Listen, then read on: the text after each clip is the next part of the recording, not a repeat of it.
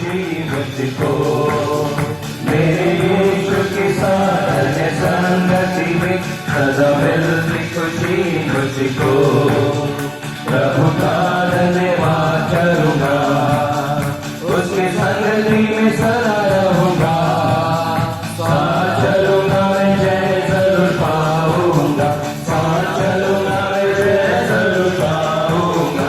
प्रभु का धन्यवाद करूंगा, मेरे जिंदगी की हर परेशानी में खुल जाता है आशा का द्वार। मेरे जिंदगी की हर परेशानी में खुल जाता है आशा का द्वार। कभी ना डरूंगा, कभी ना हटूंगा, चाहे जान भी देना पड़े। कभी ना डरूंगा, कभी ना हटूंगा, चाहे जान भी देना पड़े। प्रभु का धन्यवाद करूंगा, उसकी संगति में सदा रहूंगा। साथ चलूंगा मैं जय जरूर पाऊंगा, साथ चलूंगा मैं जय जरूर पाऊंगा। प्रभु का धन्यवाद करूंगा, कितना अच्छा है वो, कितना धन्य है वो, यीशु मेरे जीवन का साथी।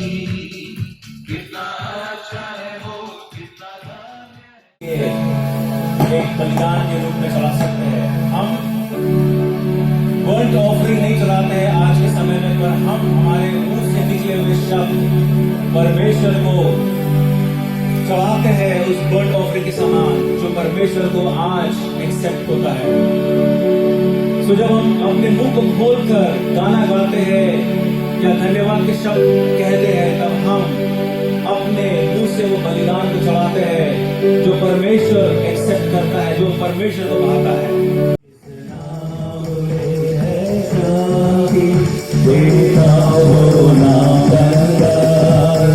जिस नाम में है जिंदगी, यीशु है वो नाम। जिस नाम में है जिंदगी, यीशु है वो नाम। यीशु तेरा नाम सबसे ऊंचा है। यीशु तेरा नाम सबसे ऊंचा है। इस नाम में है मुक्ति, इस नाम में है शक्ति, इस नाम में है शांति। देता वो नाम संतान, जिस नाम में है जिंदगी, यीशु है वो नाम। जिस नाम में है बंदगी, यीशु है वो नाम। यीशु जिस नाम में है जिंदगी, यीशु है वो नाम। जिस नाम में के लिए जिए हम, तेरे नाम के लिए जिए हम। तू बढ़े मैं घटूं, मेरे जीवन से महिमा तुझे मिले। तू बढ़े मैं घटूं, मेरे जीवन से महिमा तुझे मिले। मेरे खुदा, मेरे खुदा, मेरा जीवन तेरा खुदा है। खुदा, मेरे खुदा, मेरा जीवन तेरा खुदा। तू बड़े मैं घटूं, मेरे जीवन से महिमा तुझे मिले। We give you all glory, Father. We surrender ourselves to your throne, before your throne, O Father. Give our lives into your mighty hand. मैं यहोवा के विषय में कहूंगा, वह मेरा शरणस्थान और मेरा दृढ़ गढ़ है। वह मेरा परमेश्वर है जिस पर मैं भरोसा रखता हूँ, क्योंकि वही तुझे बहने के जाल से और महामारी से बचाता है। वह अपने पंखों से तुझे ढांप लेगा और उसके परों तले तू शरण लेगा। उसकी सच्चाई ढाल और झिलम है। तू न रात के आतंक से और न दिन के उड़ते तीर से भयभीत होगा, न उस महामारी से जो अंधकार में फैलती और न उस विनाश से जो दोपहर में गुजारता है। तेरे निकट 1000 और तेरे दाहिने हाथ 10,000 गिरेंगे, पर वह तुझ तक न पहुंचेगा। तू तो केवल अपनी आंखों से निहारेगा और दुष्टों का अंत देखेगा, क्योंकि तूने यहोवा को जो मेरा शरणस्थान है अर्थात परम प्रधान को अपना निवास स्थान बनाया है। इसलिए न कोई विपत्ति तुझ पर आएगी, न कोई दुख तेरे डेरे के निकट आने पाएगा, क्योंकि वह अपने दूतों को तेरे विषय में आज्ञा देगा कि वह तेरे सब मार्गों में तेरी रक्षा करे। वह तुझे हाथों हाथ उठा लेंगे, ऐसा ना हो कि तेरे पैर में पत्थर से ठेस लगे। तू सिंह और नाग को कुचलेगा, जवान सिंह और अजगर को तो रोक देगा। उसने मुझसे प्रेम किया है, इसलिए मैं उसे छुड़ाऊंगा। मैं उच्च स्थान पर उसे सुरक्षित रखूंगा, क्योंकि उसने मेरा नाम जान लिया है। जब वो मुझे पुकारेगा तब मैं उसे उत्तर दूंगा। संकट के समय मैं उसके साथ रहूंगा। मैं उसे छुड़ाऊंगा और उसका सम्मान बढ़ाऊंगा। मैं उसे दीर्घायु से तृप्त करूंगा और अपने उद्धार का दर्शन करूंगा। परमेश्वर इस भजन संहिता के ऊपर अपनी आशीष दे, अपनी बरकत दे।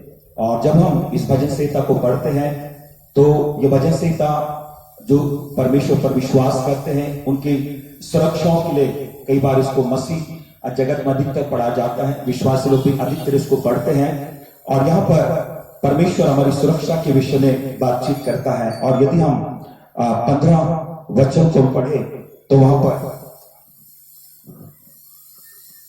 बाइबल इस प्रकार से बताती है। वचन 15 में ऐसा प्रभु कहता है, जब वह मुझे पुकारेगा तब मैं उसे उत्तर दूंगा और संकट के समय मैं उसके साथ रहूंगा और मैं उसे छुड़ाऊंगा और उसका सम्मान बढ़ाऊंगा। सो परमेश्वर एक खास प्रकार का वादा हमसे करता है और प्रभु कहता है कि संकट के समय छुड़ाऊंगा या संकट के समय मुझे बचाऊंगा करके प्रभु का वचन कहता है।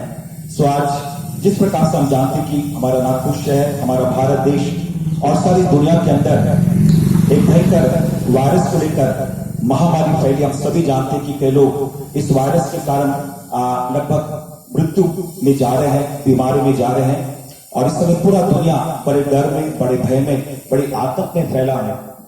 परंतु प्रभु हमसे एक वादा करता है, प्रतिज्ञा करता है और प्रतिज्ञा यह है कि संकट के समय ये संकट यदि हम इस भजन संहिता को पढ़ते हैं तो वहां पर 2 बार एक शब्द आया है, महामारी करके 2 बार शब्द इस भजन संहिता के अंदर में आया है। सो प्रभु को महिमा मिले। आज हमारे लिए एक उम्मीद है, एक आशा है। जिनका नाम देना जरूर चाहते हैं, बाकी दूसरों के समान, बट मसीहत ये कोई धर्म नहीं है। मैं आपको बताना चाहता हूं the difference between Christianity and religion. आपने कभी 2000 रुपए का नकली नोट देखा है जो बिल्कुल असली नोट के समान होता है? Have you ever seen that? यदि आपको नहीं मालूम है वो बातें जिसके द्वारा हम पहचान कर सकते हैं असली और नकली में, तो हम बहुत ही आसानी से धोखा खा सकते हैं बीच में। और आज इस दुनिया में नकली ज्यादा चलता है असली से। इसलिए चलता है नकली ज्यादा क्योंकि लोग बहुत साधारण होते हैं, इंक्लूडिंग मसीह लोग, इंक्लूडिंग विश्वासी लोग बहुत ही सीधे और साधारण होते हैं। और इसलिए नकली ज्यादा चलता है क्योंकि हम पहचान नहीं कर पाते कि असली क्या है और नकली क्या है। और इसीलिए हम एक चक्रव्यूह में फंस जाते हैं जिसको रिलीजन बोला गया है। And we need to come out of that religion. We need to identify the difference between God and religion. God does not establish religion. Religion is a man-made institution. जब यीशु मसीह इस पृथ्वी पर आया तो उसने एक चीज बोला कि परमेश्वर का राज पहुंचा है. And that kingdom of God is directly standing against the religious systems of the earth. And what happens when we believe in Jesus Christ, we enter into the kingdom of God. But because we are ignorant of many things, Satan comes and gives us religion in our hands and turns our faith in true God into a system called religion. No matter if it is called as Roman Catholicism or any kind of ism. और हमको क्योंकि हम साधारण और सीधे होते हैं, हमको वो फंसा देता है. यहाँ पे मैं समझता हूं जितने धंधे वाले लोग हैं वो पैसे को पहचानते हैं, उसके महत्व को जानते हैं, और जब वो पैसा देखते हैं 2000 रुपए का नोट तो उसके कुछ चिन्हों को देखते हैं पहचानने में कि असली है नकली है, और जब असली दिखाई देता है तो वो अपने जेब में रखते हैं. नकली रहेगा, जब पता चलता है तो अरे ये तो नकली है, तो वो व्यक्ति उस नोट को या तो वापस करेगा या कंप्लेन करेगा कि ये गलत है और उसको एक्सेप्ट नहीं करेगा. लेकिन परमेश्वर के राज्यों के बारे में जब हम सोचते हैं तो हमारा व्यवहार ऐसा नहीं होता है. हम असली और नकली के बीच में पहचान नहीं पाते हैं, और इसीलिए हम आसानी से एक ऐसे चक्रव्यूह में फंस जाते हैं जो परमेश्वर के राज्य से जिसका कोई लेने देना है ही नहीं. ये मानो उस पेन किलर के या एनेस्थेसिया के समान है जो थोड़े देर के लिए हमको हमारे माइंड को डायवर्ट और एंगेज करके रखता है, और परमेश्वर के जो राज्य की बातें हैं उससे दूर करके रखता है. और जब सिचुएशन पैंडेमिक जैसे आती है तब हमारी आंखें खुलती है. कई बार मैं एक वचन आपके सामने बोलूंगा, हम लोग देखेंगे मत्ती 24 उसका 3 वचन. यीशु मसीह के पास उसके चेले आते हैं और उससे पूछते हैं, What shall be the sign of thy coming and the end of the world? तेरे आने का चिन्ह क्या होगा और ये जो पृथ्वी का जो अंत होने वाला है उसका चिन्ह क्या होगा. यहां पे मैं 2 चीज आपके सामने हाईलाइट करना चाहता हूं कि जब हम हाईवे में ट्रैवल करते हैं, बहुत सारे लोग जो रोड पे जाते हैं, हम एक चीज के ऊपर अपनी नजर को हमेशा डालते हैं जब हम ट्रैवल करते हैं. जब कभी हमको कोई साइन बोर्ड दिखता है आगे में टोल नाका है 500 मीटर पर, तो हम को एक ज्ञान मिलता है कि आगे में कुछ बातें आने वाली है, और हम हमारे माइंड को प्रिपेयर कर लेते हैं उस बात को फेस करने के लिए. जब हम ट्रैवल करते हैं पहाड़ों से तो हमको sharp right turn, sharp left turn इसके सिग्नल मिलते हैं, और तब हम 100 की स्पीड से नहीं चलाते गाड़ी, क्योंकि हमको मालूम है कि आगे में एक शार्प टर्न है जिसके कारण हमको हमारे स्पीड को कंट्रोल करना है. और यदि आगे में बहुत ही नैरो ब्रिज है तो वहां पर भी हम लोग एक साइन को देख के चौकन्ने हो जाते हैं कि सामने में नैरो ब्रिज है और हमको संभल के चलाना है. सो ये जो चिन्ह हमारे हाईवे में हमको दिखाई देते हैं जब हम ड्राइव करते हैं, ये चिन्ह हमको इंडिकेटर्स के समान काम करते हैं, हमको चेतावनी देने का भी काम करते हैं, हमको रास्ता बताने का भी काम करते हैं, और कोई यदि डेंजर है तो उसके बारे में भी हमको चिताते हैं. 6 लोग यीशु मसीह से यही चिन्हों के बारे में पूछ रहे थे कि प्रभु अभी तो हमारे साथ है और बहुत कुछ होने वाला है, सो जो अंत की बातें होने वाली है उसके बारे में भी तो हमको चिन्ह बता, so that we look to those indicators and know when those things are going to come. So it is very important for us as the roadies in the kingdom of God. परमेश्वर के राज में एक रास्ते पे चलने वाले एक यात्री के समान हमारे लिए बहुत ही महत्वपूर्ण होता है कि हम उन चिन्हों को अपने आंखों के सामने रखें, और जब कभी हमको कोई चिन्ह दिखाई दे तो हम उससे अनुमान लगाने की कोशिश करें. और इन पैंडेमिक है, this is one of the science, this is not the end of the world. And by the way, I want to tell you, there is not going to be the end of the world. ये पृथ्वी का अंत नहीं होने वाला है। ये जो शब्द लिखा है एंड ऑफ द वर्ल्ड, इसका यूनानी भाषा में जो अर्थ निकलता है उसका मतलब यह होता है कि एक समय का और एक कार्य का अंत होना।